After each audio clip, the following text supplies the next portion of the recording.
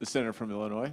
Mr. President, I come to the floor today in support of the FAA Reauthorization Act of 2024. This has been a truly bipartisan, bicameral endeavor, and that's how it should be. It has taken longer than we'd hoped, but the final product is worth it. This bill will empower the FAA to aggressively address the aviation system safety crisis, make our aviation system more accessible for passengers with disabilities, provide historic investments that will enhance our nation's capacity to recruit and train the next generation of aviation workers, and do so without lowering, weakening, or watering down the post-Colgan safety system, including pilot qualification standards. There are many important provisions in this bill, but I want to highlight just a few today. First and foremost, this bill takes important steps to address critical safety challenges facing our aviation system. During the pandemic, retirements and buyouts drained critical experience from our aviation workforce, both in the federal agencies like the FAA and the NTSB, as well as in the commercial aviation sector. The post-COVID surge in demand for air travel put a huge strain on our system and stretched the remaining aviation workforce thin.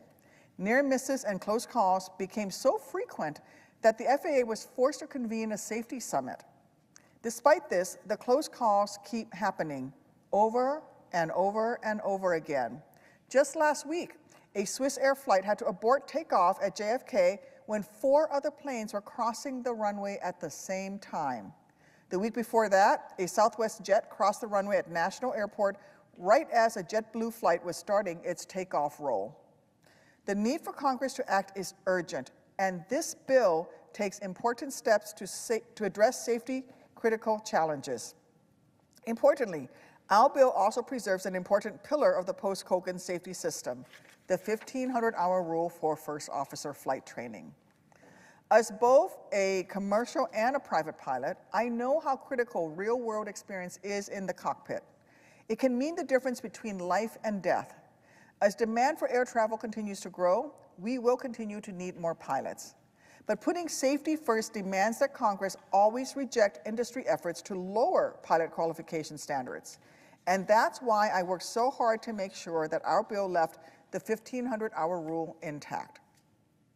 Air traffic controllers and surface detection is a key component of the FAA reauthorization bill also. Our legislation will also give a much-needed boost to our air traffic controller workforce. Coming out of the pandemic, our air traffic facilities are understaffed and our controllers are overworked. Last year, only 3 of 313 air traffic facilities nationwide had enough controllers to meet staffing targets, while controllers are working 60 hours a week to keep up. This is dangerous. These are highly stressful, safety-critical jobs under the best of circumstances. Growing this workforce is a safety imperative, and this bill takes aggressive steps to do so. It will set a minimum hiring target equal to the maximum number of air traffic controllers our academy can accommodate. It will also require a more accurate staffing model going forward to ensure that there will be enough air traffic controllers to meet the growing demand and keep the flying public safe. The bill will also expand deployment of surface detection technology to more airports to help prevent near misses or worse, actual collisions. Our bipartisan compromise also advances passenger safety by requiring the FAA to finally update aircraft evacuation standards to account for real-world conditions. Federal regulations require that, in the event of an emergency, passengers can evacuate an aircraft within 90 seconds. However, recent FAA in-person evacuation simulations used only able-bodied adults under the age of 60 in groups of just 60 on a plane with no carry-on baggage and nobody under the age of 18. On a typical 737, you'd see more than twice that number of passengers. I think it's safe to say that you'd also probably see a couple backpacks, maybe 100 backpacks, and probably some senior citizens, children, and passengers with disabilities too. All of these folks were left out of the latest FAA simulation. So the fact is, we don't actually know if an aircraft can be evacuated in 90 seconds in real-world condition. And that is what's so dangerous. The Miracle on the Hudson took more than twice that long to evacuate, 3 minutes. In January, when a Japan Airlines crew miraculously managed to successfully evacuate nearly 400 people from a burning Airbus A350, It took closer to 18 minutes from the point of impact, and overall, 5 minutes from the point of when the plane had stopped moving. In 2016, it took more than 17 minutes to evacuate a 767 at O'Hare after the plane came to a stop, well short of the 90-second threshold. Carry-on bags slowed down that evacuation, and since then, the NTSB has been recommending FAA take a closer look at this issue. The bill before us today includes a provision Senator Baldwin and I championed to require the FAA to finally do just that, along with mandating the agency actually consider other real-world conditions like the presence of children, seniors, and passengers with disabilities. The FAA bill will also make much-needed progress in transforming commercial air travel to be safer and more accessible for passengers with disabilities. I was proud and honored to work with individuals and organizations in the disability community when drafting this portion of our legislation. And while we still have a long way to go to ensure equal access for millions of people with disabilities when flying, if passed, our FAA Reauthorization Act would be one of the most significant leaps taken over the past decade towards improving the air travel experience for the disability community. Our work builds on a years-long effort by my colleague, Senator Baldwin, and I would like to thank her for her leadership on the Air Carrier Access Amendments Act, which has been a priority of the disability community for years. And today, I am happy to say that several important provisions from that Baldwin bill are included in this reauthorization. Today's bill also includes a new grant program to upgrade airports to make them more accessible for passengers with disabilities.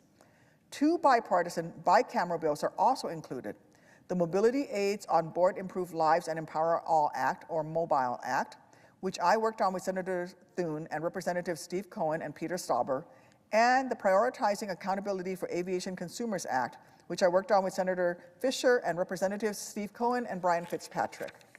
I want to thank my colleagues across the aisle and in the House for working with me to show that even in this divisive political moment, we can and we must still legislate in a bipartisan fashion on issues that impact Americans throughout every inch of this country, in states that are both red and blue.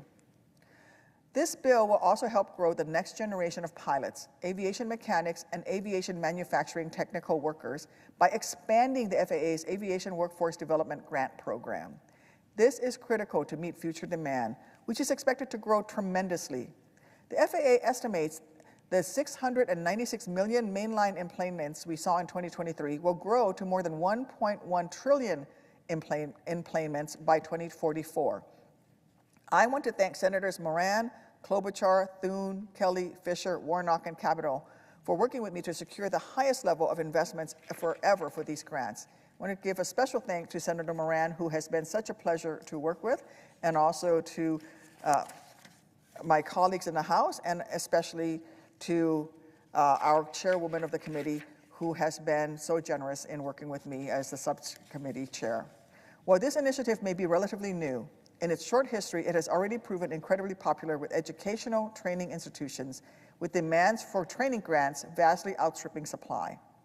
Our bill will fix this imbalance by drastically strengthening the capacity and capabilities of our nation's aviation education and training organizations, with the goal of successfully recruiting and preparing the next generation of American aviation workers.